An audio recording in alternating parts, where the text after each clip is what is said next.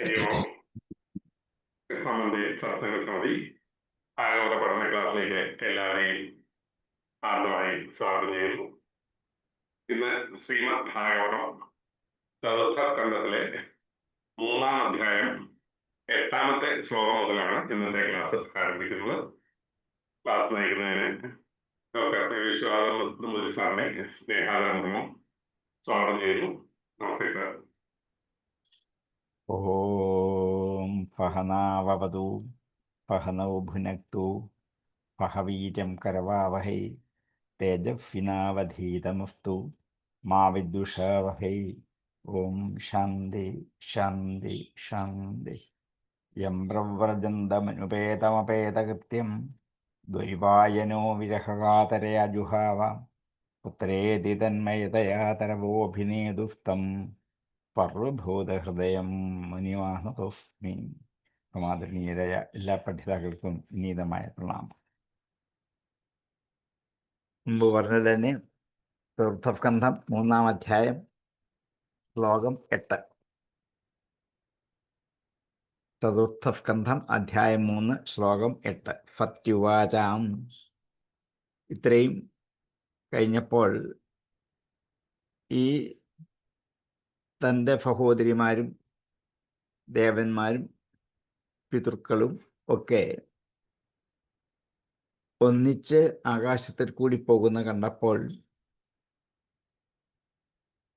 ഭൂതപതിയായ പരമേശ്വരനോട് സതി ഇങ്ങനെ പറഞ്ഞു: പ്രജാപതേസ്തേഷു ശിരസ്യ സംപ്രദം നിര്യാപിതോ യജ്ഞമഹോത്സവക്കില വയം ച തത്ര അഭിഫരാമവാമതേ യദ്യർത്ഥിതാമീ വിബുധാ വ്രജന്തി.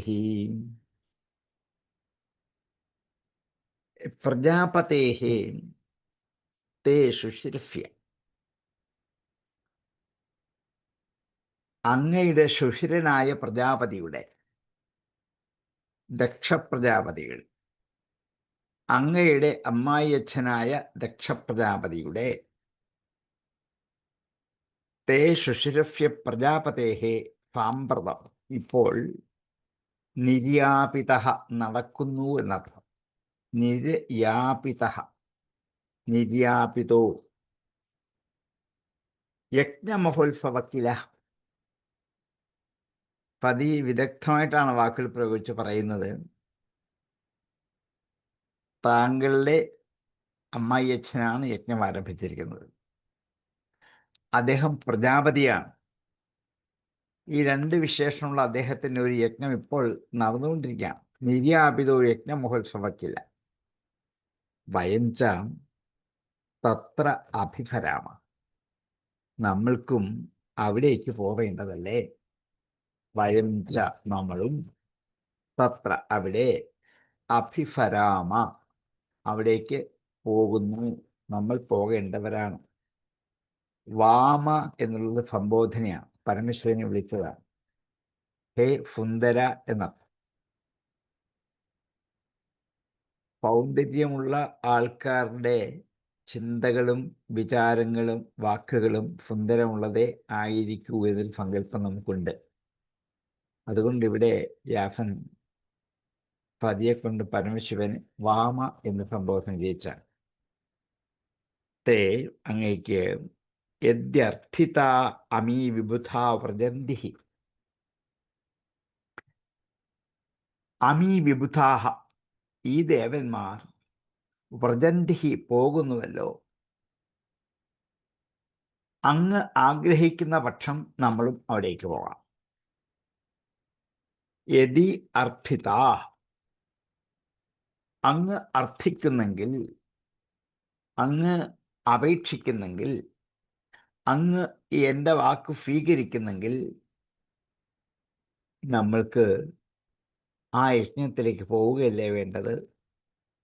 ഈ ദേവന്മാർ പോകുന്ന കണ്ടില്ലേ? ദേവന്മാരുടെയൊക്കെ നായകനല്ലേ അങ്ങ്? അതുകൊണ്ട് അങ്ങ് ഈ യജ്ഞത്തിലേക്ക് പോകേണ്ടതാണല്ലോ.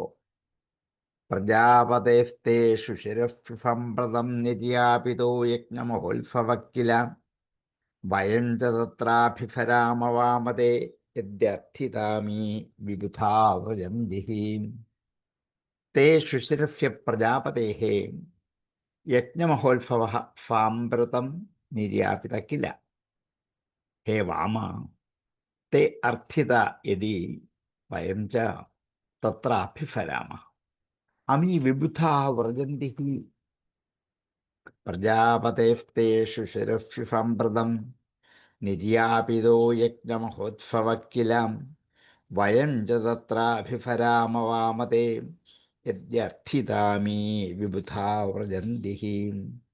പ്രജാപതേസ്തേ ശുശ്രൂഷ്യ സാമ്പ്രതം നിര്യാപിതോ യജ്ഞമഹോത്സവഃ കില.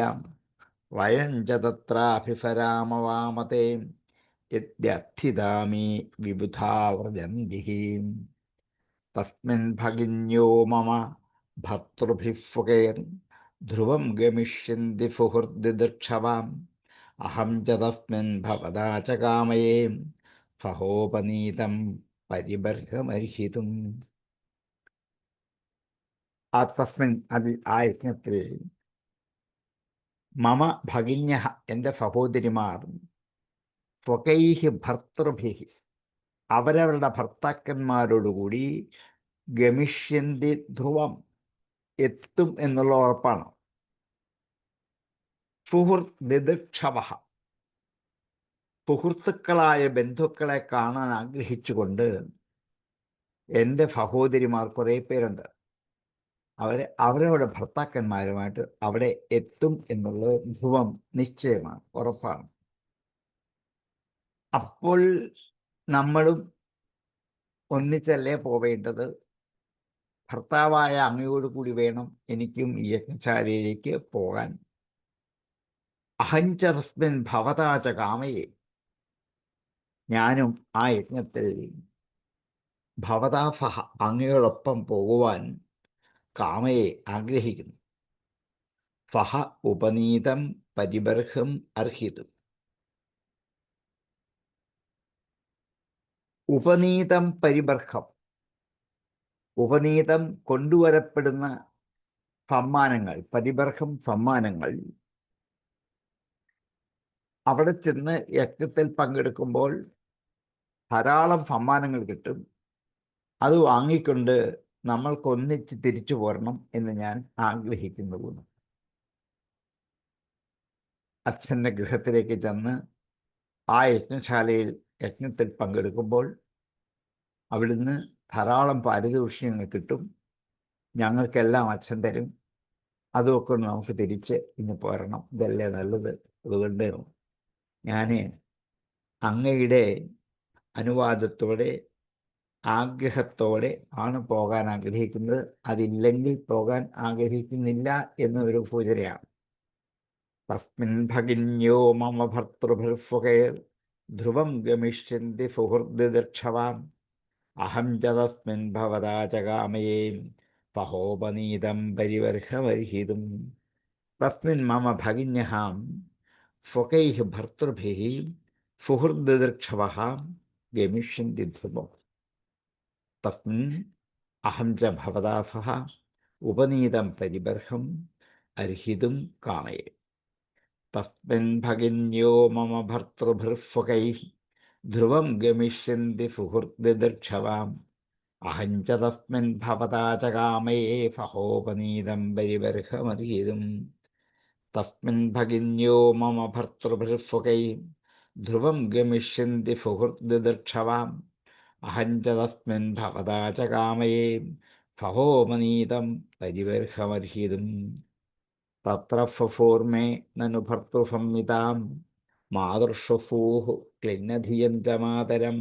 ദൃക്ഷ്യേ ചിരോത്കണ്ഠമനാമഹർഷിഭിः ഉന്നീയമാനം ച നൃടാധ്വരധ്വജം.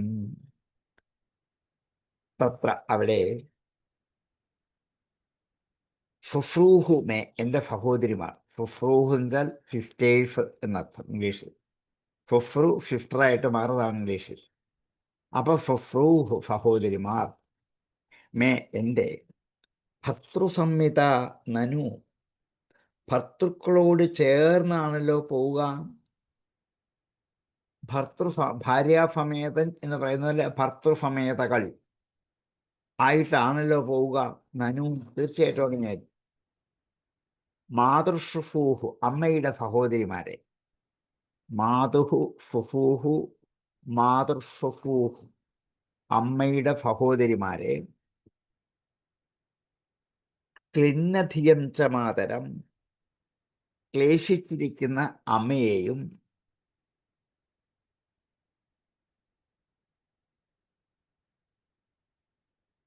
തത്ര ഫുഫൂഹുമേ നനു ഭർത്തൃസംഹിത മാതൃശുഫൂഹു ക്ലിന്നധിയം ച മാതരം ദ്രക്ഷ്യേ കാണാം. ചിരുത്കണ്ഠമനാഹ വളരെ കാലമായി ഉത്കണ്ഠയോടുകൂടിയിരിക്കുന്ന ആ മാതാവിനെയും കാണാം. മഹർഷിഭിഹി ഉന്നീയമാനം മഹർഷിമാരാൽ ഉന്നീയമാനം നടത്തപ്പെടുന്ന അധ്വരധ്വജം ച ശ്രേഷ്ഠമായ അധ്വരത്തെയും യാഗത്തെയും ഹേ മൃഡ എന്നുള്ള സംബോധനയാണ്. ഇവിടെ രക്ഷകനും ആനന്ദപ്രദനുമാണ് ശിവൻ എന്ന് കാണിക്കാൻ വേണ്ടി മൃഡ എന്ന് സംബോധന ചെയ്താണ്. മൃഡയതി എന്നുവെച്ചാൽ രക്ഷിക്കുക. എല്ലാവരെയും രക്ഷിക്കുന്നവനാണല്ലോ അന്ന്. അങ്ങനെയാണെങ്കിൽ പത്നിയായ എന്നെയും രക്ഷിക്കേണ്ട ബാധ്യതയുണ്ടല്ലോ. അതുകൊണ്ട് എൻ്റെ ഈ ആഗ്രഹത്തെ ബാധിച്ച് എന്നോടൊപ്പം എൻ്റെ അച്ഛനമ്മമാരെയും സഹോദരിമാരെയും ദേവന്മാരെയും ഒക്കെ കണ്ട് യജ്ഞത്തിൽ പങ്കെടുത്തു പോകുന്നതാണല്ലോ അതിൻ്റെ ഔചിത്യം. അതുകൊണ്ട് വളരെ കാലമായി ഞാൻ അമ്മയെ കണ്ടിട്ട് അമ്മയുടെ സഹോദരിമാരൊക്കെ അവിടെ വരും, എൻ്റെ സഹോദരിമാരെ ഭർത്താക്കന്മാരോടൊപ്പം വരും. അതുകൊണ്ട് എല്ലാവരെയും ആനന്ദിപ്പിക്കുന്നവനായ ഹേ പരമേശ്വര, അങ്ങ് ആഗ്രഹിക്കുന്നുവെങ്കിൽ അങ്ങയോടൊപ്പം പോകാനാണ് ഞാൻ ആഗ്രഹിക്കുന്നത്. വാത്സല്യം കൊണ്ട് അമ്മയുടെ മനസ്സ് കാരുണ്യം കൊണ്ടും വാത്സല്യം കൊണ്ടും ഒഴുകിപ്പോകുന്ന ഒരവസ്ഥയാണ് ഇപ്പോൾ ചെന്ന് കാണുമ്പോൾ. മഹർഷിമാരെ നടത്തുന്ന ഉത്തമ യാഗത്തെയും പങ്കെടുക്കാം. യജ്ഞത്തിന് വേണ്ടി മാത്രമല്ല പോവുക. കല്യാണത്തിന് പോകുമ്പോൾ മറ്റുള്ള സുഹൃത്തുക്കളെയും ബന്ധുക്കളെയും കണ്ട് സംഭാഷണം ചെയ്യുക എന്നുള്ളൊരു പ്രധാന കൃത്യത്തിന് വേണ്ടിയാണ് പലരും കല്യാണങ്ങൾക്ക് പോവുക. ഇതുപോലെ ഇവിടെയും യജ്ഞം കാണാൻ വേണ്ടി മാത്രമല്ല, അച്ഛനമ്മമാരെ കാണാൻ വേണ്ടി മാത്രമല്ല, ബന്ധുക്കളും സുഹൃത്തുക്കളും സഹോദരിമാരൊക്കെ വരും. എല്ലാവരെയും ഒന്നിച്ച് കാണാനുള്ള അവസരമാണ്. അതുകൊണ്ട് അങ്ങ് അനുവദിക്കുകയാണെങ്കിൽ നമുക്ക് ഒന്നിച്ച് പോകേണ്ടിയിരിക്കുന്നു. തത്ര ഫുഫൂർമേ നനു ഭർത്തൃസംഹിതാം മാതൃശുശ്രൂ ക്ലിന്നധിയം ച മാതരം ദൃക്ഷ്യേ ചിരോത്കണ്ഠമനാ മഹർഷിഭി ഉന്നീയമാനം ച മൃഡാധ്വജം. ഹേ മൃഡാം, തത്ര ഭർത്തൃസംഹിതാഃ മേ ഫുഫ്രൂഹു മാതൃശുശ്രൂഹു ക്ലിന്നധിയം മാതരം മഹർഷിഭിഃ ഉന്നീയമാനം അധ്വരധ്വജം ചിരുത്കണ്ഠമനാഃ അഹം ദൃക്ഷ്യേ. തത്ര ഫുഫൂർമേ നനു ഭർത്തൃസംഹിതാം മാതൃശുശ്രൂ ക്ലിന്നധിയം ച മാതരം ദൃക്ഷ്യേ ചിരോത്കണ്ഠമനാ മഹർഷിഭിഃ ഉന്നീയമാനം ച മൃഡാധ്വരധ്വജം.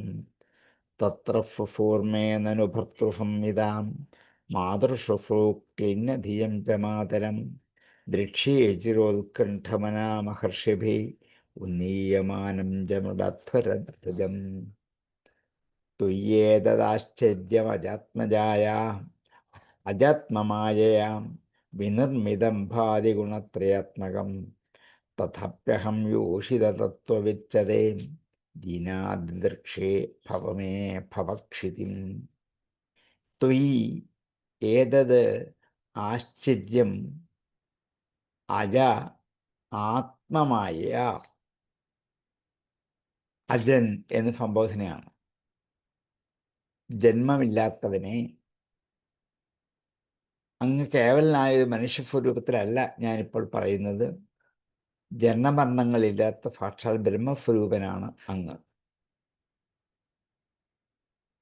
അങ്ങനെയുള്ള അങ്ങയിലെ അങ്ങയുടെ മായ കൊണ്ട് ആത്മമായ വിനിർമ്മിതം ഉണ്ടാക്കപ്പെട്ടതും ഗുണത്രയാത്മകം ത്രിഗുണങ്ങളുടെ കൂടിയതുമായ ഏതത് ഇത് ആശ്ചര്യം തന്നെ.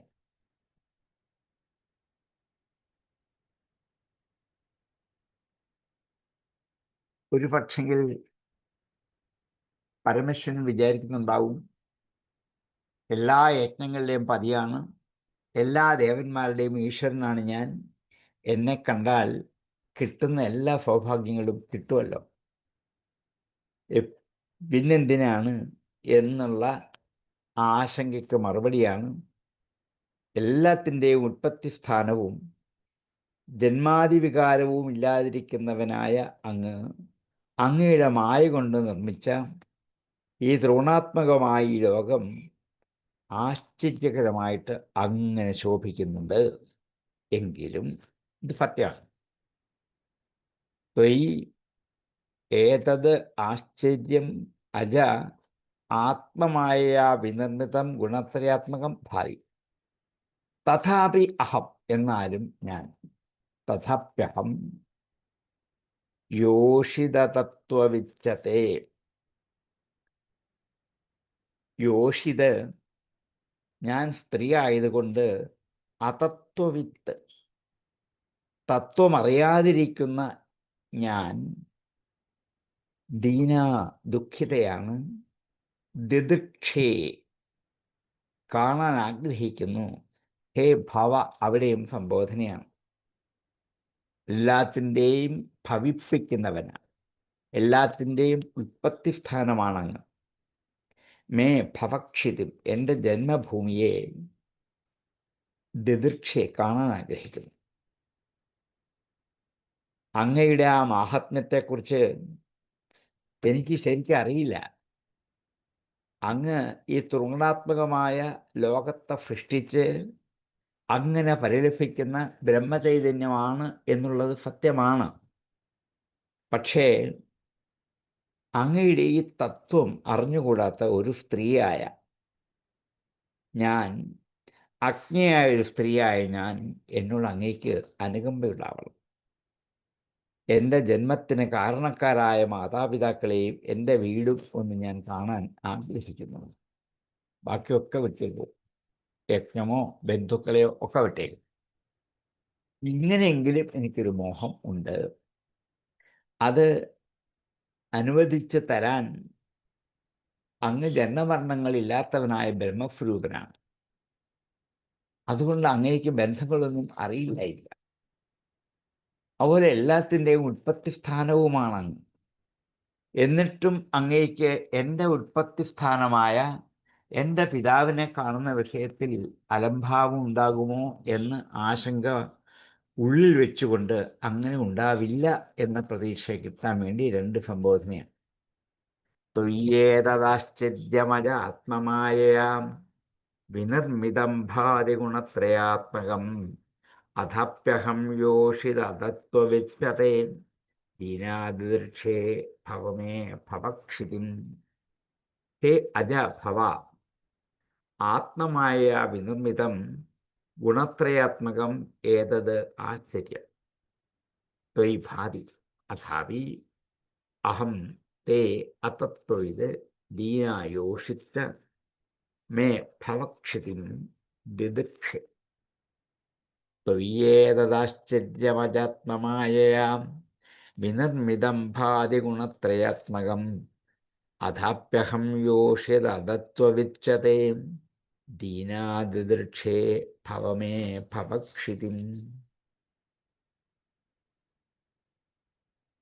ത്വയ്യേതദാശ്ചര്യമജ ആത്മമായയാം വിനിർമ്മിതം ഭാതി ഗുണത്രയാത്മകം അഥാപ്യഹം യോഷിതതത്വവിച്യത്തെ ദീനാദിദൃക്ഷേ ഭവമേ ഭവക്ഷിതിം.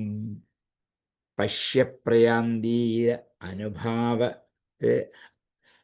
പശ്യപ്രയന്തീരഭവാന്യയോഷിതോ അപ്യലങ്കൃത കാന്തഫകാവരൂധരാം യാഫം പ്രജദ്ഭിഷ്യതി കണ്ഠമണ്ഡിതം നഭോ വിമാനൈ കളഹം സ്വപണ്ഡുഭീം. പശ്യ, നോക്കൂ, പ്രയാന്തീഹി, പോകുന്നവർ,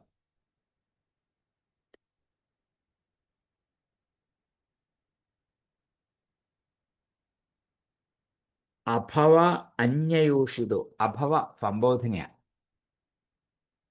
ഭവിക്കാത്തവനെ, ജന്മാദികൾ ഇല്ലാത്തവനെ അഭവൻ പരമശിവനെ സംബോധന ചെയ്താണ്. പശ്യ പ്രയാന്തീഹി അഭവ അന്യയോഷിതോപി അലങ്കൃതാഹ.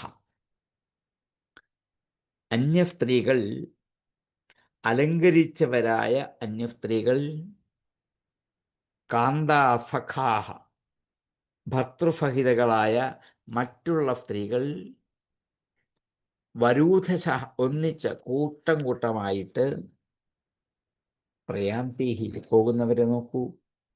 ഇവർ മാത്രമല്ല, മറ്റനേകം സ്ത്രീകൾ തങ്ങളുടെ ഭർത്താക്കന്മാരുമായിട്ട് ഒന്നിച്ചാണ് ഈ യജ്ഞശാലയിലേക്ക് പോയിരിക്കുന്നത്. അത് നോക്കൂ. യാഫം വജദ്ഭി ക്ഷിതികണ്ഠമണ്ഡിതം, യാഫാം, യാതൊരു വ്യക്തികൾ, പോകുന്നവരായ യാതൊരു സ്ത്രീകൾ, കളഹംസ പാണ്ഡുഭി, കളഹംസത്തെ പോലെ വെള്ള നിറമുള്ള, വിമാനേഹി, വിമാനങ്ങളാൽ, നഭഃ മണ്ഡിതം, ആകാശം അലങ്കരിക്കപ്പെട്ടിരിക്കുന്നു. ക്ഷിതികണ്ഠ സംബോധന. കാലകണ്ഠൻ എന്നുള്ളതിന് പകരം ശിതികണ്ഠൻ വിളിച്ചുകൊണ്ട്, ശിതി എന്നുള്ളതിന് വിഷം എന്നർത്ഥമുണ്ട്. കഴുത്തിൽ വിഷമുള്ളവനെ മറ്റുള്ളവരുടെ രക്ഷയ്ക്ക് വേണ്ടി വിഷം പോലും പാനം ചെയ്ത് കഴുപ്പിൽ ഉറപ്പിച്ചു നിർത്തിയവനാണങ്ങ്. അങ്ങനെയുള്ള അങ്ങേക്ക് എൻ്റെ വിഷമം കാണാനാവില്ലേ? എന്നെ രക്ഷിക്കാനാവില്ലേ? അതുകൊണ്ടാണ് ശിതികണ്ഠ എന്നൊരു സംബോധന. അന്യയൂഷിത്തുകൾ അലങ്കരിച്ചവരായി തങ്ങളുടെ കാന്തമാരുമായി കൂട്ടം കൂട്ടമായിട്ട് പോകുന്നത് നോക്കൂ, കാണൂ. അങ്ങനെ പോകുന്നവരെ വെള്ള നിറത്തിലുള്ള വിമാനത്തിൽ, അലങ്കരിക്കപ്പെട്ട വിമാനത്തിൽ യാത്ര പോകുന്നത് നോക്കൂ. മൂലക്കൂടെ വിമാനത്തിൻ്റെ വെള്ള നിറം അന്നേ പ്രസിദ്ധമാണ്. പശ്യപ്രയന്തീരഭവന്യയോഷിതോപി അലങ്കൃത കാന്തസുഖാവരോധ യാഫം വ്രജദ്ഭിഷ്യതി കണ്ഠമണ്ഡിതം നഭോ വിമാനൈ കളഹം സ്വപണ്ഡുഭീം. ഹേ അഭവാം, അലങ്കൃതാഃ കാന്തസുഖാഃ അന്യയോഷിതഃ വരൂഥശഃ പ്രയാന്തൈഃ. പശ്യ, ഹേ ശിതികണ്ഠ, യാഫാം വ്രജദ്ഭിഃ കളഹംസപാണ്ഡുഭിഃ വിമാനൈഃ നഭഃ മണ്ഡിതം. പശ്യ പ്രയാന്തീരഭവന്യയോഷിതോപ്യലങ്കൃതാ കാന്തസുഖാവരോധഃ യാഫം വ്രജദ്ഭിഃ ശിതികണ്ഠമണ്ഡിതം നഭോ വിമാനൈ കളഹംസപാണ്ഡുഭിഃ. പശ്യ പ്രയാന്തീരഭവന്യയോഷിതോപ്യലങ്കൃതാ കാന്തസുഖാവരോധഃ യാഫം വ്രജദ്ഭിഃ ശിതികണ്ഠമണ്ഡിതം നഭോ വിമാനൈ കളഹം സ്വപണ്ഡുഭീം. കഥം സുതായാ പിതൃഗേഹ കൗതുകം നിശമ്യ ദേഹഃപുരവര്യനേംഗതേ അനാഹുത അപ്യഭിയന്തി സൗഹൃദം ഭർത്തുർഗുരോർ ദേഹകൃതശ്ച കേതനം. കഥം, എങ്ങനെയാണ്, സുതായാഹ, പുത്രിയുടെ, പിതൃഗേഹ കൗതുകം, അച്ഛൻ്റെ വീടിനെക്കുറിച്ചുള്ള കൗതുകത്തെ, നിശമ്യ, കേട്ടിട്ട്, ദേഹ പുരവര്യ ന ഇംഗത്തെ, ഹേ പുരവര്യ, ദേവശ്രേഷ്ഠ, പുത്രിയായ ഞാൻ പിതൃഭവനത്തിലേക്ക് പോകാനുള്ള കൗതുകം പറയുന്നത് കേട്ടിട്ട് പുതായാഹ പിതൃഗേഹ കൗതുകം നിശമ്യ ഹേ പുരവര്യ കഥം ന ഇംഗതേ. എങ്ങനെ ഇങ്ങനെ അനങ്ങാതിരിക്കാൻ പറ്റും? നിശ്ചലനായിട്ടിരിക്കുകയാണ്. ഒന്നിലൊന്ന് ചിരിക്കുക, അല്ലെങ്കിൽ ദേഷ്യപ്പെടുക, അല്ലെങ്കിൽ കൈകൊണ്ട് കാണിക്കുക. ഇങ്ങനെ ഒരു ആംഗ്യവും ഇല്ലാതെ, ഒരു ഭാഷയും ഒരു ഭാവവും ഇല്ലാതെ കഥം ന ഇംഗതേ നേങ്കതേ. ഇംഗതേ എന്ന് വെച്ചാൽ ചലിക്കുക, നേങ്കതേ ചലിക്കാതിരിക്കുക. എങ്ങനെയാണ് ചലിക്കാതിരിക്കുന്നത്? അനാഹുത അഭി. ഇനിയും അടുത്തൊരാശങ്ക, ഞാൻ ഇത്രയും പറഞ്ഞപ്പോൾ അങ്ങ് അനങ്ങാതിരിക്കുന്നെങ്കിൽ അങ്ങേക്ക് താല്പര്യമില്ലായ്മ എന്ന് ഞാൻ ഊഹിക്കാം. താല്പര്യം വരാതിരിക്കാൻ കാരണം പിതാവ് ക്ഷണിച്ചില്ല എന്ന് വേണമെങ്കിൽ അങ്ങേക്കൊരു ആക്ഷേപം പറയാം. പക്ഷേ അനാഹുത വിളിക്കാതെ, അഭിയന്തി വിളിക്കാതെ പോലും എത്തിച്ചേരാവുന്നതാണ് സൗഹൃദം കൊണ്ട്. നമ്മളെ ക്ഷണിച്ചിട്ടില്ലല്ലോ, അതുകൊണ്ട് എന്തിനാണ് പോകുന്നത് എന്നാണെങ്കിൽ അനാഹുത അപി ഭർത്തുഹു ഗുരുഹു ദേഹഗതശ്ച കേതനം അഭിയന്തി. ഭർത്താവിൻ്റെയും ഗുരുവിൻ്റെയും ദേഹകൃത ദേഹമുണ്ടാക്കി തന്ന പിതാവിൻ്റെയും കേതനം വീടുകളിൽ അനാഹുതാപി അഭിയന്തി വിളിക്കാതെ പോകാവുന്നതല്ലേ. വിവാഹം കഴിഞ്ഞു മകൾ പോയി കഴിഞ്ഞാൽ അച്ഛൻ വിളിച്ചിട്ട് വേണമല്ലോ അങ്ങോട്ട് ചെല്ലാൻ. അച്ഛനെ കാണുമെന്ന് ആഗ്രഹിക്കുമ്പോൾ മകൾക്ക് എപ്പോൾ വേണേ ചെല്ലാം. ക്ഷണിച്ചെങ്കിലേ പോകൂ എന്ന് മകൾക്ക് പറയാൻ പറ്റില്ല. അപ്പോൾ ഒരു ഗുരുവിൻ്റെ വീട്ടിൽ ഗുരു വിളിച്ചെങ്കിൽ മാത്രമല്ല പോകാവുന്നത്, ഏത് സമയത്തും ഗുരുവിൻ്റെ വീട്ടിൽ കയറി ചെല്ലാൻ അവകാശം ശിഷ്യന്മാർക്കുണ്ട്. ഇനിയും പിതാവിൻ്റെ വീട്ടിലും അതുപോലെയാണ്. വിളിക്കണം എന്നില്ല. ഭർത്താവിൻ്റെ വീട്ടിൽ പോകാൻ, പിതാവിൻ്റെ വീട്ടിൽ പോകാൻ, ഗുരുഗൃഹത്തിൽ പോകാൻ അനാഹുതാപി അഭ്യന്തി വിളിച്ചില്ലെങ്കിലും പോകാവുന്നതാണ്. എന്നാലും താതനല്ലേ, പുനരവിടെ നടക്കുന്നതും യാഗമല്ലേ, ചെന്നാലും നിങ്ങളല്ലേ, ഇന്നെന്താണ് ഇഷ്ടമില്ലേ, തവ ദൃഢമെഴുന്നള്ളത്തിന് ഭാവമില്ലേ എന്ന് മലയാളത്തിൽ കവി ഇദ്ദേഹത്തിൻ്റെ ഈ ആശയത്തിൽ എഴുതിയിട്ടുണ്ട്. അപ്പോൾ ദേവനായ അങ്ങേക്ക് യജ്ഞത്തിൽ പോകാൻ ആരും വിളിക്കണമെന്നില്ല. അഗ്നിയുടെ കയ്യിൽ അങ്ങേക്കുള്ള ഹവിസ് കൊടുത്തയക്കുകയാണ് ചെയ്യുക, അത് വിളിച്ചിട്ടൊന്നുമല്ല. അപ്പം വിളിക്കാതെ കണ്ട് ദേവനായ അങ്ങേക്ക് യജ്ഞത്തിൽ പോകാൻ അവകാശമുണ്ട്. എന്തിനാ വന്നതെന്ന് ആർക്കും ചോദിക്കാൻ പറ്റില്ല. പിന്നെ എൻ്റെ അച്ഛനെടുക്കൽ ക്ഷണിച്ചിരുന്നെങ്കിലും എനിക്ക് പോകാവുന്നതാണ്. അച്ഛൻ ഗുരുവുമാണ്. അതുകൊണ്ട് വിളിച്ചില്ലെങ്കിലും എന്നൊരു അപാകതയില്ല, നമുക്ക് പോകാനുള്ള അവകാശമുണ്ട് എന്ന് ഫദീഫ് സ്ഥാപിക്കുകയാണ്. കഥം സ്വതായ പിതൃഗേഹ കൗതുകം നിശമ്യദേഹ പുരപര്യനേങ്കതേ അനാഹുത അപ്യഭിയന്തി സൗഹൃദം.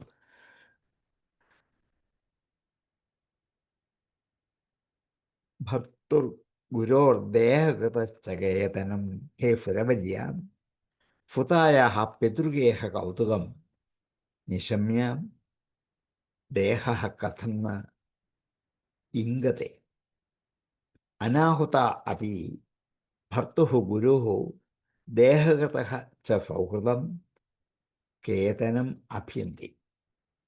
കഥം ഫുതായ പിതൃഗേഹ കൗതുകം നിശമ്യ ദേഹഃ പുരവര്യനേങ്കതേ അനാഹുത അപ്യഭിയന്തി സൗഹൃദം ഭർത്തുർഗുരോ ദേഹഗതശ്ച കേതനം. കഥം സുതായ പിതൃഗേഹ കൗതുകം നിശമ്യ ദേഹ പുരപര്യനേങ്കതേ അനാഹുത അപ്യഭിയന്തി സൗഹൃദം ഭർത്തുർഗുരോ ദേഹഗതശ്ച കേതനം. തന്മേ പ്രഫീദേദമർത്യവാഞ്ചിതം കർത്തും ഭവാൻ കാരുണികോ ബദർഹതി ആത്മനോർത്ഥേഹം അദഭ്രചക്ഷുഷാം നിരൂപിത മാനുഗൃഹാണയാചിത. അതുകൊണ്ട് മേ പ്രഫീദേ, എന്നോട് പ്രസാദിക്കും. മേ പ്രഫീദ, ഇതം അമർത്യ വാഞ്ചിതം. ഇത് എൻ്റെ ആഗ്രഹമാണ്. ഹേ അമർത്യ സംബോധനയാണ്. ദേവനാണങ്ങെന്ന് ഓർക്കണം, മനുഷ്യനല്ല. ദേവനാണെങ്കിൽ യജ്ഞത്തിൽ വിളിക്കാതെ പങ്കെടുക്കേണ്ടതാണ്. എല്ലാ ദേവന്മാരും യജ്ഞത്തിൽ പങ്കെടുക്കും. അത് പ്രത്യേകം ക്ഷണിച്ചില്ല. ഋത്തുക്കുകളെ മാത്രമേ ക്ഷണിക്കാറുള്ളൂ. ബാക്കി ആരെയും, സദസ്യരെയും ക്ഷണിക്കാം, ബാക്കി ആരെയും ക്ഷണിക്കാറില്ല. അതുകൊണ്ട് തന്നെ പ്രഫീത ഇതം അമർത്യ വാഞ്ചിതം. ഇത് ആഗ്രഹമാണ്, വിളിച്ചില്ലെങ്കിലും എത്തിച്ചേരുന്നത്. അതിനെ കർത്തും ചെയ്യുവാൻ ഭവാൻ കാരുണികോ ബത അർഹതി. കാരുണികനായ അങ്ങ് അത് ചെയ്യുവാൻ അർഹിക്കുന്നവനാണ്. ത്വയാ, അങ്ങയാൽ, ആത്മനഃ അർത്ഥേ, തൻ്റെ തന്നെ പകുതിയായിട്ട്, അർത്ഥനരീശ്വരനായിട്ടാണല്ലോ അങ്ങയുടെ കൂടെ ഞാൻ ഇരിക്കുന്നത്. അങ്ങയുടെ പകുതി ഞാൻ തന്നെയാണ്. ത്വയ ആത്മനോ അർത്ഥ്യഹം അദഭ്രചക്ഷുഷ നിരൂപിത. അദഭ്രമായ കണ്ണുകൊണ്ട്, അദഭ്രമായ കണ്ണ് ജ്ഞാനചക്ഷുഷ, ഈ ഭൗതികമായ കണ്ണല്ല. അങ്ങനെയുള്ള കണ്ണുള്ളവന്, അതാണല്ലോ അങ്ങേക്ക് 3 കണ്ണുള്ളത്. അദഭ്രചക്ഷുഷ നിരൂപിത, വിചാരണ ചെയ്തിട്ട് മാ അനുഗ്രഹ, എന്നെ അനുഗ്രഹിക്കൂ.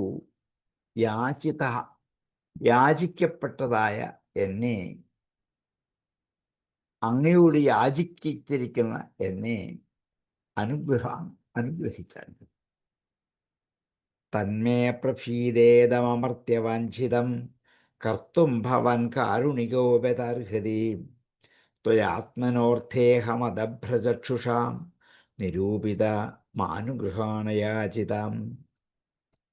ഹേ അമർത്യ, തത് മേ പ്രഫീദ. കാരുണികഃ ഭവാൻ ഇദം വാഞ്ചിതം കർത്തും അർഹതി. ദത്ത അദഭ്രചക്ഷുഷാ ത്വയാ ആത്മനഃ അർത്ഥേ അഹം നിരൂപിത യാചിതഃ മാ അനുഗൃഹാണ. തന്മേ പ്രതീദേതമർത്യവാഞ്ചിതം കർത്തും ഭവൻ കാരുണികോ ബദർഹതി. ത്വയാത്മനോർത്ഥേഹമദഭ്രചക്ഷുഷാം നിരൂപിത മാനുഗൃഹാണയാചിതം. തന്മേ പ്രഫീദേതമർത്യവാഞ്ചിതം കർത്തും ഭവൻ കാരുണികോ ബദർഹതി. ത്വയാത്മനോർത്ഥേഹമദഭ്രചക്ഷുഷാം നിരൂപിത മാനുഗൃഹാണയാചിതം. ഇത്രയും പറഞ്ഞ് ഫതി ഉപസംഹരിച്ചു. ഒരനക്കമില്ല. ഫതി നോക്കി നിൽക്കുകയാണ്. വാക്കുകൾ ഇടറി നിന്നുപോയി. പോകേണ്ടതല്ലേ, എന്തുകൊണ്ടും പോകേണ്ടതാണ് എന്ന് മാറി മാറി സംബോധന ചെയ്ത് വിളിച്ചില്ലെങ്കിലും എത്താവുന്നതാണ് എന്ന് സതീദേവി ബോധ്യപ്പെടുത്തി. ഏവം ഗിരിത്രപ്രയാഭിഭാഷിതാം പ്രത്യഭ്യധത്ത ബഹവൻ സുഹൃത്പ്രിയാം സംസ്മാരിതോ കർമ്മഭിദ കുവാഗിഷൂൻ യാനാഹകോ വിശ്വസൃജം സമക്ഷതാം. ഏവം ഇങ്ങനെ ഗിരിത്ര ശിവൻ, കൈലാസം എന്ന് തന്നെ ഗിരിയെ താണ്ണം ചെയ്യുന്നവൻ ഗിരിത്രൻ ശിവൻ. ഇങ്ങനെ ആ പരമശിവൻ പ്രയയാ അഭിഭാഷിത, പ്രയാൽ അഭിഭാഷണം ചെയ്യപ്പെട്ട, തൻ്റെ പ്രയയാൽ നേരെ നോക്കി പറയപ്പെട്ട, പ്രത്യഭ്യധത്ത നേരെ നോക്കി പറയപ്പെട്ട വാക്കുകൾക്ക്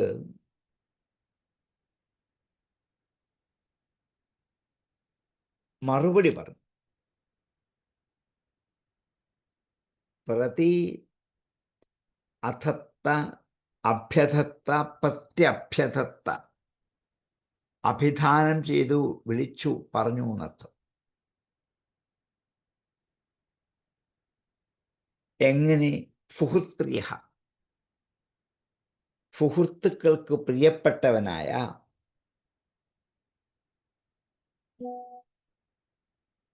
എല്ലാ സുഹൃത്തുക്കൾക്കും സുഹൃത്ത്, ശോഭനമായ ഹൃദയം ഉള്ളവൻ എന്നർത്ഥം. സുഹൃത്ത് ഉത്കൃഷ്ടമായ, ശോഭനമായ നല്ല ഹൃദയമുള്ളവൻ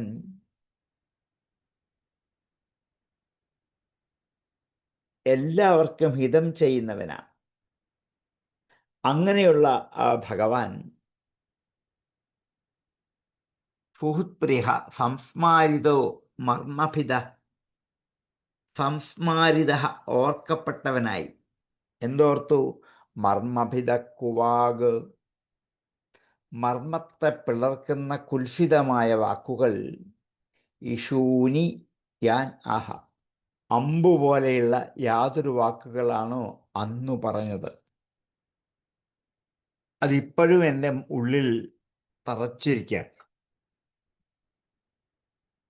കോ വിശ്വസൃജാം സമക്ഷത, വിശ്വസൃഷ്ടായ പ്രജാപതികളിൽ കോ ദക്ഷൻ, ആ ദക്ഷന്റെ മുമ്പിൽ വെച്ച്, സമക്ഷത, മുമ്പിൽ വെച്ച് മറുപടി പറഞ്ഞു.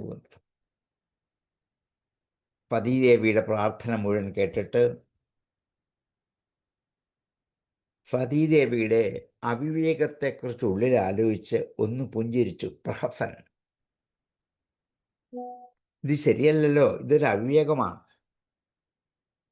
ശുദ്ധഹൃദയമുള്ളവർക്കെല്ലാം ഇഷ്ടം ചെയ്തു കൊടുക്കുന്നവനാണ് ഭഗവാൻ. അങ്ങനെ തൻ്റെ പത്നിക്ക് നേരിടാൻ പോകുന്ന ആപത്തിനെ കുറിച്ച് ആലോചിച്ച് അദ്ദേഹം വിഷമിച്ചു, കുണ്ഠിതപ്പെട്ടു.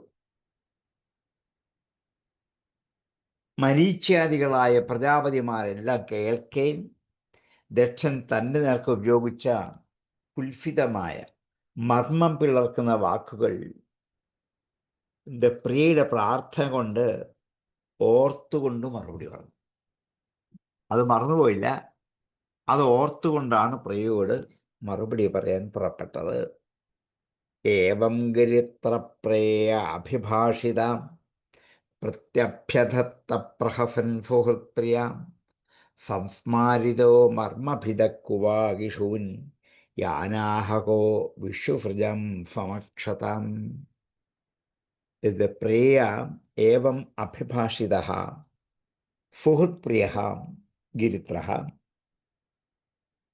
കഹ വിശ്വസൃജാം സമക്ഷതഃ യാൻ കുവാഗ് ഇഷൂൻ ആഹ മർമ്മഭിദം സംസ്മാരിതഃ പ്രഹസൻ പ്രത്യഭ്യതത്ത. ഏവം ഗിരിത്രപ്രിയ അഭിഭാഷിത പ്രത്യഭ്യതത്ത പ്രഹസൻ സുഹൃത്പ്രിയ സംസ്മാരിതോ മർമ്മഭിദക്കുവാകിഷൂൻ യാനാഹകോ വിശ്വസൃജം സമക്ഷതാം. ഏവം ഗിരിത്രപ്രേയ അഭിഭാഷിത പ്രത്യഭ്യധത്ത പ്രഹസൻ സുഹൃത്പ്രിയ സംസ്മാരിതോ മർമ്മഭിദക്കുവാകിഷൂൻ യാനാഹ കോ വിശ്വസൃജം സമക്ഷതാം. നീ ഭഗവാന്റെ വാക്കുകളാണ്. ഭഗവാൻ തൻ്റെ പ്രിയപ്പെട്ട പത്നിയായ സതിയോട് ഈ സതി പറഞ്ഞ എല്ലാത്തരം വാക്കുകൾക്കും മറുപടി പറയാൻ പോവാണ്. ത്വയോദിതം ശോഭനമേവ ശോഭനേ അനാഹുത അപ്യഭിയന്തി ബന്ധുഷു ഏ തേ യദ്യനുത്പാദിതദോഷദൃഷ്ടയോ ബലീയഫ അനാജ്ഞമതേന മന്യുനാം.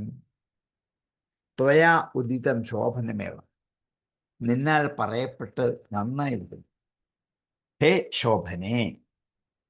രണ്ടാമത്തെ ശോഭന സംബോധന. നല്ല ശീലം കൊണ്ട് ശോഭിക്കുന്നവളാണ് ശോഭന. ഹേ ശോഭനെ, നിന്നാൽ പറയപ്പെട്ടത് എല്ലാം ശോഭനം തന്നെയാണ്. അനാഹുത അപി അഭിയന്തി ബന്ധുഷു. ബന്ധുക്കൾ വിളിച്ചില്ലെങ്കിലും പോകേണ്ടതാണ്. നമുക്ക് വിളിച്ചില്ലെങ്കിൽ ഇന്ന് പോകാൻ പറ്റത്തില്ല. വിളിക്കണം എന്നില്ല, ബന്ധുവാണ് എന്നുണ്ടെങ്കിൽ ധൈര്യമായിട്ടും പോകാവുന്നതാണ്. തേ യദ്യനുത്പാദിത ദോഷദൃഷ്ടയോ. തേ അവർ. യതി എങ്കിൽ. അനുത്പാദിത ദോഷദൃഷ്ടയാ. ഉത്പാദിപ്പിക്കപ്പെടാത്ത ദോഷദൃഷ്ടിയോട് കൂടിയവർ ആണെങ്കിൽ. അനുത്പാദിതം ഉണ്ടാവാത്ത, ഉൽപ്പാദിപ്പിക്കാത്ത. ദോഷദൃഷ്ടയ യതി ദോഷദൃഷ്ടിയോട് കൂടിയവരാണ് എങ്കിലും നമുക്ക് നീ പറഞ്ഞത് ശോഭനമാണ്, വിളിച്ചില്ലെങ്കിലും പോകാവുന്നതാണ് ബന്ധുക്കളുടെ അടുത്ത്. ഇത് അനുത്പാദിത ദോഷദൃഷ്ടയോ ബലിയഫ അനാത്മമതേന മന്നുന. അനാത്മ്യമതേന മന്നുന. ദേഹാഭിമാനമില്ലാത്ത കോപം. അനാത്മ്യമതേന മന്നുന. ദേഹാഭിമാനമില്ലാത്ത കോപത്താലത്തെ അവർ അനുത്പാദിത ദോഷദൃഷ്ടേഹ യതി ദോഷദൃഷ്ടികളോട് കൂടിയവരാണ് എങ്കിൽ പോലും നീ പറഞ്ഞത് നല്ല വാക്കുകളാണ്. പക്ഷെങ്കില് ആ ബന്ധുക്കൾ ശരീരാഭിമാനം കൊണ്ടാണ് കോപാധിക്യത്താൽ ഇല്ലാത്ത ദോഷത്തെ ആരോപിച്ച് കുറ്റപ്പെടുന്നവരാണ് ബന്ധുക്കളൊക്കെ. അല്ലാത്ത ബന്ധുക്കളുടെ അടുക്കൽ ക്ഷണിക്കാതെ പോവാം. അല്ലാത്തടത്ത് പോകുന്ന ആപത്താണ്. ഈ ഒരു ലോക തത്വവും കൂടി കവി ഇവിടെ ഉദ്ബോധിപ്പിക്കുകയാണ്. ബന്ധുക്കളടുത്ത് പോകുന്നതിന് കുഴപ്പമില്ല, പക്ഷെ ആ ബന്ധുക്കൾ ചെന്നാൽ ധാരാളം കുറ്റം പറഞ്ഞ് കുറ്റപ്പെടുത്തി നമ്മളെ വിഷമിപ്പിച്ച് കരയിച്ച് പോകാനാണെങ്കിൽ അപ്രകാരമുള്ളിടത്ത് പോകരുത്. ഈ ബന്ധുക്കൾ അങ്ങനെയുള്ളവരല്ലെങ്കിൽ പോവാം, ആണെങ്കിൽ പോകരുത്. അത് കൂടുതൽ അപകടമാണ്, ആപത്തായി തീരുകയുള്ളൂ. ത്വയോദിതം ശോഭനമേവ ശോഭനേ അനാഹുത അപ്യഭിയന്തി ബന്ധുഷു. തേ യദ്യനുത്പാദിത ദോഷദൃഷ്ടയോ ബലീയഫാനാത്മ്യമതേന മന്യുനാം. ഹേ ശോഭനേ, അനാഹുതാഃ അപി ബന്ധുഷു അഭിയന്തി. ത്വയോദിതം ശോഭനമേവ ബലീയഫ അനാത്മ്യമതേന മന്യുന തേ അനുത്പാദിത ദോഷദൃഷ്ടേഹ യതി. ത്വയോദിതം ശോഭനമേവ ശോഭനേ അനാഹുത അപ്യഭിയന്തി ബന്ധുഷു. തേ യദ്യനുത്പാദിത ദോഷദൃഷ്ടയോ ബലീയഫ അനാത്മ്യമതേന മന്യുനാം. ത്വയോദിതം ശോഭനമേവ ശോഭനേ അനാഹുത അപ്യഭിയന്തി ബന്ധുഷു. തേ യദ്യനുത്പാദിത ദോഷദൃഷ്ടയോ ബലീയഫ അനാത്മ്യമതേന മന്യുനാം.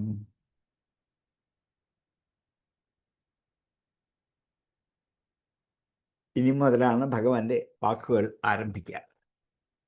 വിദ്യാതപോ വിത്തവപുർവയക്കുലൈ ഫതാം ഗുണൈ ഷഡ്ഭിരഫത്തമേതരൈ സ്മൃതൗ ഹതായാം ഭൃതമാന ദുർദൃശസ്തബ്ധോ ന പശ്യന്തി ധാമ ഭൂയസാം. ഭഗവാന്റെ വാക്കുകൾ ആരംഭിക്കുന്നത് തന്നെ ഒരു ഉപദേശത്തോടു കൂടിയാണ്. വിദ്യ, തപസ്, വിത്തം, വപുഹു ശരീരം, വയസ്സ്, കുലങ്ങൾ, ഇതൊക്കെ ഫതാം ഗുണ സജ്ജനങ്ങളുടെ ഗുണങ്ങളാണ്. ഷഡ്ഭിഹി, ഈ 6 സജ്ജനങ്ങളുടെ ഗുണങ്ങളാണ്. വിദ്യ, തപോ, വിത്ത, വപു, വയ, കുലൈഹി. ഈ 6 സദ്ഗുണങ്ങളോട് കൂടിയിരിക്കുന്നവർ ഷഡ്ഭിഹി അസത്തമേതരേഹി, അസത്തമന്മാർ അല്ലാത്തവരാൽ, സത്തമന്മാരാൽ, സ്മൃതൗഹതായാം, സ്മൃതിയിൽ, വിചാരശക്തിയിൽ, ഹതായാം, ഹനിക്കപ്പെടുമ്പോൾ, ഭൃതമാന ദുർദൃശ, വർദ്ധിച്ചു വരുന്ന അഭിമാനം, അഹങ്കാരം, ഭൃതമാനമാകുന്ന ദുർദൃശ, ദുഷ്ടമായ കണ്ണ്, തബ്ധാഹ ന പശ്യന്തി, സ്തബ്ധന്മാർ, അഹങ്കാരികൾ, ഗർവിഷ്ഠന്മാർ, ന പശ്യന്തി, ഈ കാണുന്നില്ല തന്നെ, ധാമ ഭൂയസാം, മഹാത്മാക്കളുടെ ധാമ, മഹിമയെ, ന പശ്യന്തി, കാണുന്നില്ല.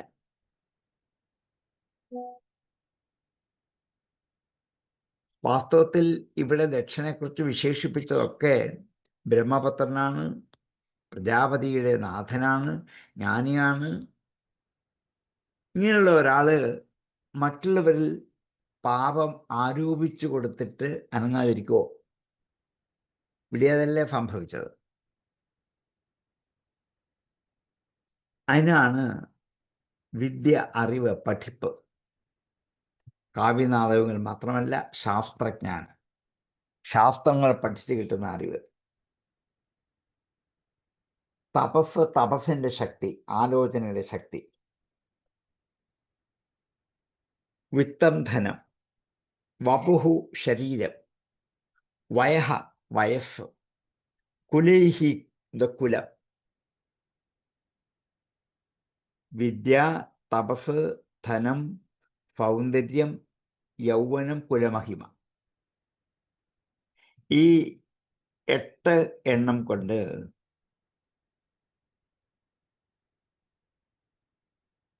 സ്തബ്ധാഹ, അഹങ്കാരികൾ,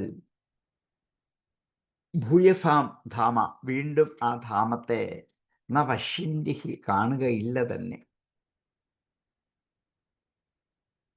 ഇത്രയുമൊക്കെ ഒരു മനുഷ്യന്റെ ഏറ്റവും വലിയ യോഗ്യതയാണ്. പഠിപ്പുണ്ടായിരിക്കുക, ശാസ്ത്രജ്ഞാനം ഉണ്ടായിരിക്കുക, തപസ്സിന് ശക്തി വേണം, നല്ല ധനം വേണം, സുന്ദരമായ ശരീരം വേണം, യൗവനകാലവും വേണം, നല്ല കുലത്തിൽ ജനിച്ചതുമായിരിക്കണം. ഇങ്ങനെ 6 ഗുണങ്ങൾ സജ്ജനങ്ങൾക്ക് ഏറ്റവും കൂടുതൽ ശോഭാവഹങ്ങളാണ്. അസത്തമേതരേഹി ഫതാം ഗുണൈഹി, അവർക്ക് സദ്ഗുണങ്ങൾ കൊണ്ട് ശോഭിക്കുന്നവരാണ്. എങ്കിലും അസത്തുകൾക്ക് ഇതാറും ദോഷഹേതുവായിട്ട് വരും. ഭൃതമാന ദുർദിശ, അങ്ങനെയുള്ളവർക്ക് ദോഷത്തിന് കാരണമായിട്ട് വരും. ജ്ഞാനാദികളായ ഈ 6 ഷഡ്ഗുണങ്ങളാകുന്ന ഐശ്വര്യവും ആർക്കുണ്ടോ അവൻ ജ്ഞാനിയാകും. ഇതില്ലാതെ ആരുണ്ടോ അവർ മഹാപാപികളായും അജ്ഞാനികളുമായിട്ട് തീരും. ഇത് അപ്പം എന്ത് ചെയ്യും? അഹങ്കാരം വർദ്ധിക്കും. അഹങ്കാരം വർദ്ധിച്ചാൽ എങ്ങനെയെങ്കിലും മറ്റുള്ളവരുടെ മേൽ ഒരു ദോഷം ആരോപിക്കണം. സജ്ജനങ്ങളുടെ മഹത്വം കാണാനുള്ള ശക്തി ഇല്ലാണ്ടാകും. അച്ഛനെയോ അമ്മയോ ഭാര്യയോ ഭർത്താവിനെയോ മക്കളെയോ ബന്ധുക്കളെയോ പഴി പറഞ്ഞ് നിങ്ങൾ ഒറ്റരുത്തനാണ് കാരണം എന്നൊക്കെ ഒന്ന് പറഞ്ഞു വെച്ചാൽ ഹാവൂ, മനസ്സിന് എന്ത് ആശ്വാസമായി. കേൾക്കുന്നവർക്ക് വിഷമമുണ്ടാവും. അതെ, അവർ വിഷമിക്കട്ടെ, അതിനു വേണ്ടിയാണ്. ഈ മനോഭാവത്തോടെയാണ് നമ്മൾ എല്ലാ വിഷയങ്ങളെയും കാണുന്നത്. അതുകൊണ്ട് ഞാൻ മഹാജ്ഞാനിയാണ്, ഞാൻ തപശക്തനാണ് എന്നിങ്ങനെ, എനിക്ക് ധാരാളം ധനമുണ്ട് എനിക്ക് നല്ല യൗവനമുണ്ട്, ഞാൻ ഫർക്കുലത്തിൽ ജനിച്ചവനാണ് എന്നിങ്ങനെ ഓരോന്നിലും അഹങ്കാരം കൂടെ വളർന്നു വന്നാൽ അപ്പോൾ മറ്റുള്ളവരോട് ദോഷം ആരോപിക്കുന്നു. അങ്ങനെയായാൽ മഹത്തുക്കളായ സജ്ജനങ്ങളെ കാണാനുള്ള മാഹാത്മ്യം ഇല്ലാണ്ടാകും. ഇവിടെ ഇപ്പം അതല്ലേ സംഭവിച്ചത്.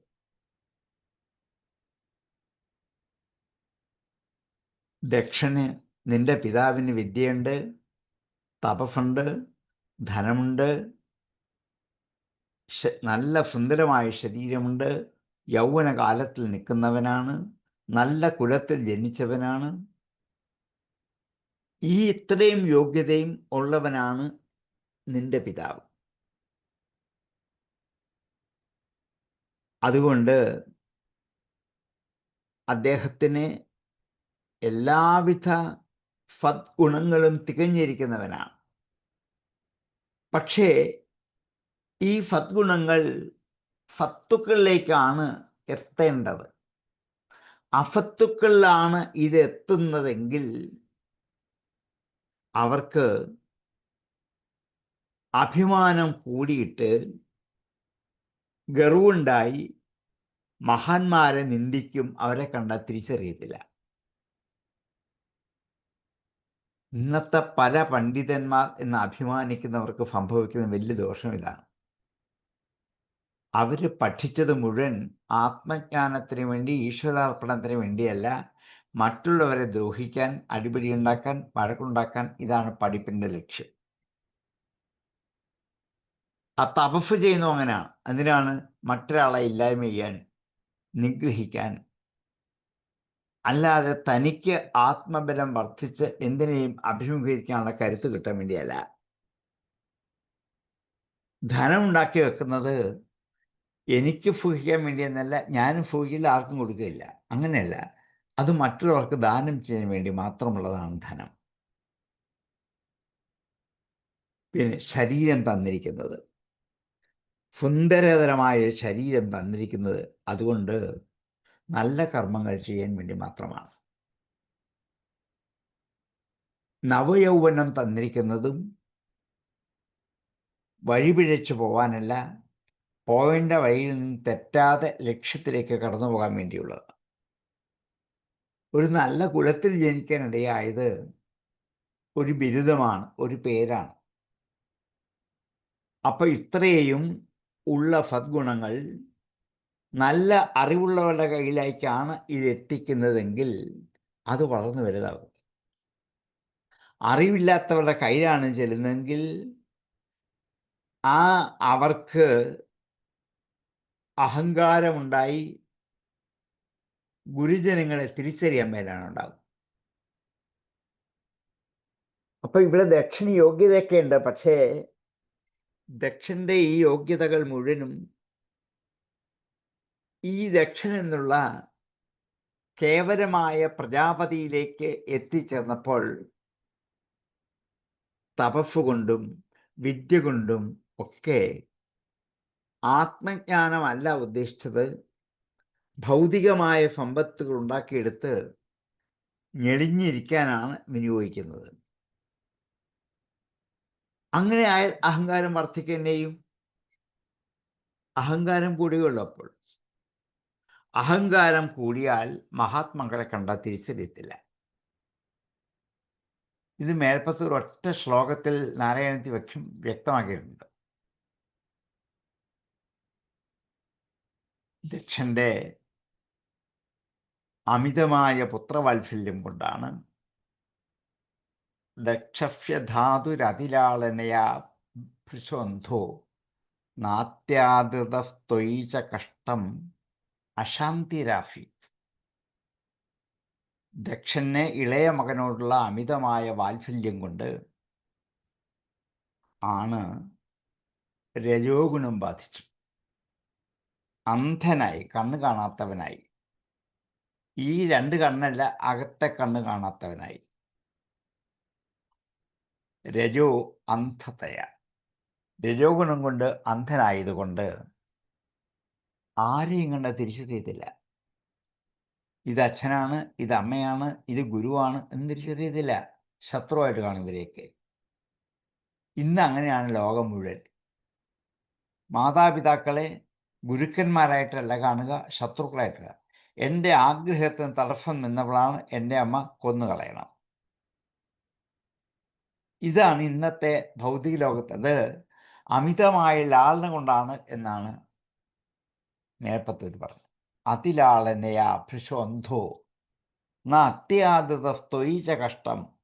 അങ്ങേപ്പോലും ആദരിച്ചില്ലല്ലോ, ഇതിൽ എന്തിരിക്കുന്നു. അപ്പം ലാളിക്കേണ്ട സമയത്ത് ലാളിക്കണം, ശാസിക്കേണ്ട സമയത്ത് ശാസിക്കണം. 5 വയസ്സ് വരെയാണ് ലാളിക്കാൻ അനുവാദം തന്നിരിക്കുന്നത്. 5 മുതൽ 15 വയസ്സ് വരെ ശാസിക്കാനുള്ളതാണ്. അപ്പം ലാളിക്കരുത്. 15 കഴിഞ്ഞാൽ പിന്നെ ഒട്ടും പറ്റില്ല. പിന്നെ ഒരു കൂട്ടുകാരനെ പോലെ ഇടപെടാൻ പറ്റത്തുള്ളൂ മക്കളോട്. അതുകൊണ്ട് ലാളിക്കുന്നവർ 5 വയസ്സ് വരെ ലാളിക്കണം. അതിനൊരു വീഴ്ചയും വരുത്തരുത്. അപ്പം ശാസിക്കരുത്, ഉപദ്രവിക്കരുത്, തല്ലരുത്, കരയിക്കരുത്, ഒന്നും ചെയ്യരുത്. ഇങ്ങനെയാണ് കൊണ്ടുവരേണ്ടത്. അല്ലെങ്കിൽ അവർക്ക് അഹങ്കാരം കൂടിയിട്ട് ആരെയും ആദരിക്കാത്തവരായിട്ട് തീരും. ഇപ്പോൾ നിന്റെ പിതാവിന് ഇതാണ് സംഭവിച്ച ദോഷം. എല്ലാ സദ്ഗുണങ്ങളുമുണ്ട്, പക്ഷെ അത് അറിവില്ലാത്തവരുടെ കയ്യിലേക്ക് കൊടുത്തപ്പോൾ അത് വിനിയോഗിക്കാൻ അറിയാൻ മേലാതായിട്ട് അഹങ്കാരികളായി. അറിവ്, ശാസ്ത്രജ്ഞാനം അത് വിനിയോഗിക്കാൻ കഴിയുന്നതിൻ്റെ കൈ കൊടുക്കണം. തപസ് ചെയ്താൽ അതുകൊണ്ടുള്ള സിദ്ധി നേടാൻ കഴിവുള്ളവരുടെ കൊടുക്കണം. ധനം വിനിയോഗിക്കാൻ പറ്റുന്നതിൻ്റെ കൊടുക്കണം. ശരീരവും നവയൗവനവും അത് കൊണ്ടു നടക്കാൻ പറ്റുന്നവർക്ക് കൊടുക്കണം. നല്ല കുലത്തിൽ ജനിക്കാൻ യോഗ്യതയുള്ളവന് വേണം ജനിക്കാൻ. ഇത്രയും 6 ഗുണങ്ങൾ നല്ലവരുടെ കയ്യിലാണ് എത്തുന്നതെങ്കിൽ അത് സുന്ദരമായിത്തീരും. ആകാശത്തും താഴേക്ക് വീഴുന്ന മഴത്തുള്ളികൾ, ആയിരക്കണക്കിന് തുള്ളികൾ മഴ പെയ്യുമ്പോൾ സമുദ്രത്തിലെ വെള്ളത്തിൽ വീണ് അത് ഉപ്പായി ആ വെള്ളവും പരിണമിക്കും. കരയ്ക്ക് പാറപ്പുറത്ത് മലയുടെ മുകളിൽ വീണാൽ കലങ്ങി ഒലിച്ച് ഭൂമി കൂടെ പോകും. അതേ വെള്ളം തന്നെ ചോതി നക്ഷത്രത്തിൽ സമുദ്രത്തിലെ ചിപ്പിയുടെ വായിലേക്ക് ഒരു തുള്ളി വീണാൽ അത് മുത്തായി പരിണമിക്കും. ഈ ഒരു തുള്ളി മഴവെള്ളം സമുദ്രത്തിൻ്റെ ഉള്ളിലുള്ള ചിപ്പിയുടെ വായിൽ വീണപ്പോൾ മുത്തായി. അതേ വെള്ളം തന്നെ മലയുടെ മുകളിൽ വീണപ്പോൾ കലങ്ങി ഒലിച്ച് ചെളി പിടിച്ച് താഴെ കൊഴിപ്പോയി. അപ്പോൾ ഈ ശ്രേഷ്ഠ ഗുണങ്ങൾ അത് വിനിയോഗിക്കാൻ കഴിയുന്നവൻ്റെ കയ്യിൽ കൊടുത്തെങ്കിൽ മാത്രമേ ഉപയോഗിക്കാൻ പറ്റൂ, അല്ലെങ്കിൽ അത് നഷ്ടപ്പെടുകയുള്ളൂ. അങ്ങനെ കൊടുക്കരുത് എന്നാണ് പറഞ്ഞത്. നിന്റെ അച്ഛനിപ്പോൾ പറ്റിയതാണ്. ഈ കിട്ടിയ ഗുണങ്ങളൊന്നും വേണ്ടവണ്ണം വിനിയോഗിക്കാൻ അറിയാൻ മേലാത്തതുകൊണ്ട് അഹങ്കാരിയായി. അപ്പോൾ ആരെയും ആദരിക്കില്ല. എന്നെ മാത്രമല്ല, ആരെയും ആദരിക്കാത്തവനായി തീർന്നു ദക്ഷൻ. വിദ്യാ തപോ വിത്തവപൂർവയക്കുലൈ ഫതം ഗുണൈ ഷഡ്ഭിരസത്തമേതരൈം സ്മൃതൗഹതായം ഭൃതമാനദുർദൃശ സ്തബ്ധാ ന പശ്യന്തി ഹി ധാമ ഭൂയസാം. ഫതം ഗുണൈ അസത്തമേതരൈ വിദ്യാ തപോ വിത്തവപൂർവയക്കുലൈ ഷഡ്ഭിഃ സ്മൃതൗ ഹതായാം ഭൃതമാനദുർദൃശഃ സ്തബ്ധാഃ ഭൂയസാം ധാമ ന പശ്യന്തി. വിദ്യാ തപോ വിത്തവപൂർവയക്കുലൈ ഫതം ഗുണൈ ഷഡ്ഭിരസത്തമേതരൈ സ്മൃതൗ ഹതായാം ഭൃതമാനദുർദൃശ സ്തബ്ധാ ന പശ്യന്തി ഹി ധാമ ഭൂയസാം. വിദ്യാ തപോ വിത്തവപൂർവയക്കുലൈ ഫതം ഗുണൈ ഷഡ്ഭിരസത്തമേതരൈ സ്മൃതൗ ഹതായാം ഭൃതമാനദുർദൃശ സ്തബ്ധാ ന പശ്യന്തി ഹി ധാമ ഭൂയസാം. നമ്മുടെ സമയം അതിക്രമിച്ചുകൊണ്ട് നിർത്താം. ഇനി 8-9 ശ്ലോകത്തിൽ കൂടിയാണ് പരമശിവൻ സതിയോട് തനിക്ക് പറയാനുള്ളത് പൂർത്തിയാക്കുന്നത്. അതിൻ്റെ ഒരു ആമുഖമായിരുന്നു ഇപ്പം പറഞ്ഞ ഈ ഒരൊറ്റ ശ്ലോകം. അതെടുത്ത് അവിടെ ഉപസംഹരിക്കാം. അതിനുശേഷം സംശയങ്ങൾ ചോദിച്ചോളൂ. ഓം പൂർണ്ണമദ പൂർണ്ണമിദം പൂർണ്ണാത് പൂർണ്ണമുദച്യതേ പൂർണ്ണസ്യ പൂർണ്ണമാദായ പൂർണ്ണമേവാവശിഷ്യതേ. ഓം ശാന്തി ശാന്തി ശാന്തി.